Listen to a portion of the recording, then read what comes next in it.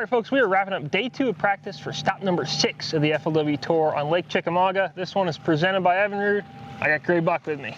Grae, you told me that you were frustrated a little while ago, but you were also frustrated at Cherokee, and that turned out really well. Yeah, it's a different kind of frustration right now. It's less bites than I was getting there. Size is what I wasn't catching at Cherokee. Here, it's when you get a couple bites that are all right. Okay. Nothing special yet, but we got one more day to figure out a couple bigger ones, and hopefully it'll happen. For sure. So we're down here at Chester Frost, the lower end of the lake, and I haven't asked anybody this yet, but have you gone to Watts Bar? Have you thought about Watts Bar at all? I haven't.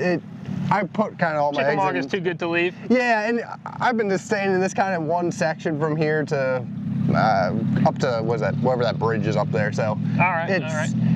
Just trying to stay in one area. I've never been here before, so we're trying to just break down one area and see what we can learn. I mean, that's probably a smart move, especially because this is the part of the lake where historically so much money gets won at. Absolutely. I figured if we can get in the area that has the highest percentage, we might as well be there. All right.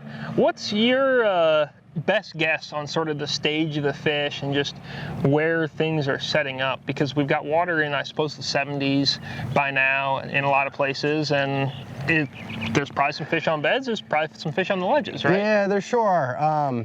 I've definitely seen some fish on beds. Haven't seen anything worth really fishing for. It's a lot of little bucks left. I don't think that's going to be my game plan. I might fish for some ones that are on beds that you can't see in a little dirtier water, a little deeper. All right. Yeah, I'm going to try the ledge deal tomorrow. I've idled around a bunch of them today, kind of got an idea where some of the schools might be starting to set up at. Okay. I've seen some fish. I haven't seen a real big wad of them yet, but... Nothing that makes you just instantly want to turn around. No, and a couple of them that I saw, I just need to keep looking. They're not the right ones, so. Okay. No, that makes sense, and I think that, you know, we're at that time of year where sure, something offshore could happen, but more than likely it's something either in between or actually near the bank. I mean, even when we were here in June a while ago, David Dudley and John Cox did great, and they were fishing the bank. Yeah. No, I'm more comfortable fishing the bank too when it comes to largemouth. Yeah. If there were smallies out there deep, I'd be all over it. You'd be all over that? You'd have the drop shot in hand? Oh, absolutely. Be 2 of them tied up on the deck and just 1 extra in case I broke off. I like it. What's your sort of game plan for the final day of practice tomorrow?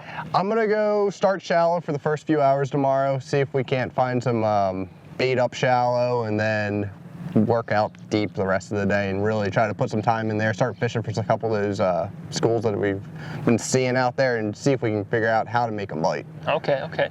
My one other question, you mentioned, you know, start shallow, and it is, I guess, the last day or whatever. Have you seen much of a shad spawn? Is that going to be a factor this week, do you think? It's got to be going on somewhere. I haven't found it yet. Okay. You see a little bit of bait here and there up, just typical shad spawn areas on the rocks and stuff, but they're not actually like up there rolling. So I've looked the last 2 mornings, and we're going to do it again tomorrow. All right.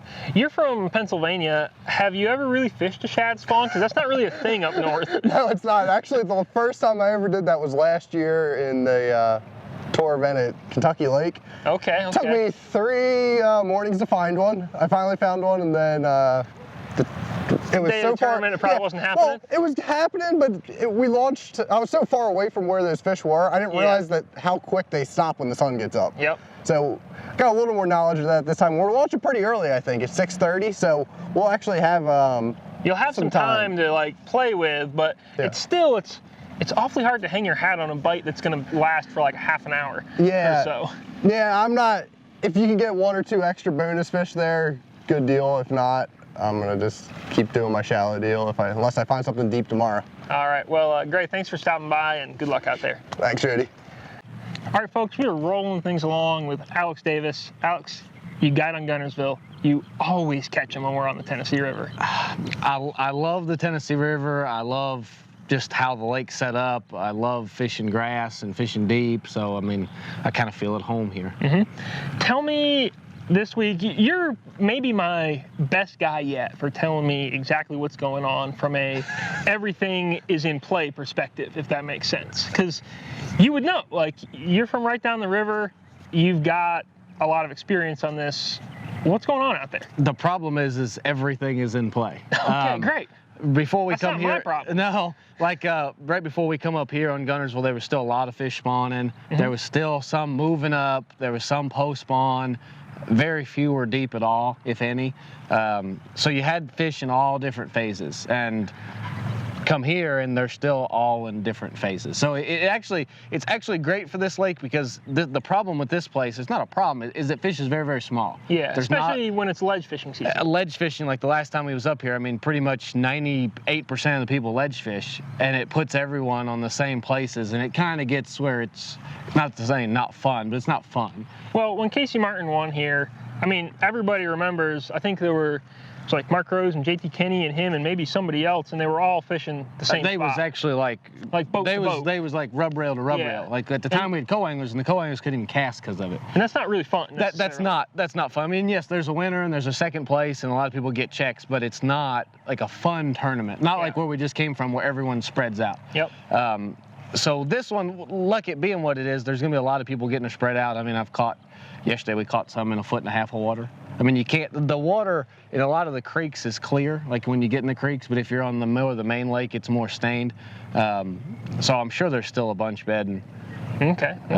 Then there's gonna be some that's pulling up, I'd say. I mean, that one year when another big tournament was here, another big tournament trail, that was in June. And one of the guys, Hank Cherry, caught like a 10-pounder off the bed, and that was in the middle of June. So there's still going to be fish on the bed. There'll be John Cox will be kind of scary to watch out for. What do you think the potential of that bed bite is? Because is it something that you could win off of, or is it something you could have a few really good days off of and then have to supplement, do you think? I mean, I'm no bed fisherman. I mean, I can't even bed fish at Champlain when you can clearly see them. So that's not really, it's not my... That's a long way from home for you, though. Don't go right there. But like, I think a couple years ago in the Open, John Cox won the Open sight fishing. And if anyone would have said, can he win it 3 days sight fishing, I think everyone would have said, no, you can't do it 3 days. You're going to have something else. Yeah. But he proved everybody wrong then, so. He's John Cox. He's John Cox. He does that kind of stuff. And he's, someone that's going to spend your whole practice looking for him. Obviously, that's what you're going to do, and that's how you're going to catch him. Okay. The other question I've got is like on the grass front.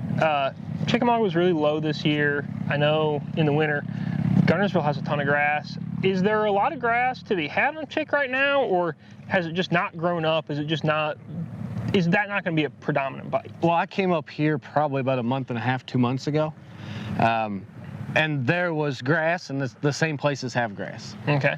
There was places that didn't have grass, and now there's grass. All right. So it's just starting to grow. I think most of it's probably a foot, 2 foot up off the bottom. It's not like Gunnersville where there's miles and miles and miles of it, and pretty much everywhere you go on Gunnersville has grass. This isn't the same situation, but a lot of the areas on the lake have grass right now. Okay. And is that just sort of a supplemental factor where, all right, well, this is a good spot and there's grass, or do you think that actually specifically looking for grass or fish relating to that is going to be a big factor? I think sometimes grass just holds fish, especially like on a lake like this one. When a lot of the lake doesn't have grass, when there's a patch of grass, fish are going to live in it. But obviously, if you can put a good place and good grass, you're like double bonus there. All right. Last question is going to be on a winning weight. What do you think it takes? This is Lake Chickamauga. It's got them. It does have them. It fishes small, 4 days in a row. I'm saying 90 pounds. All right, man. I like it. Well, good luck out there, bud. Thank you, Jody.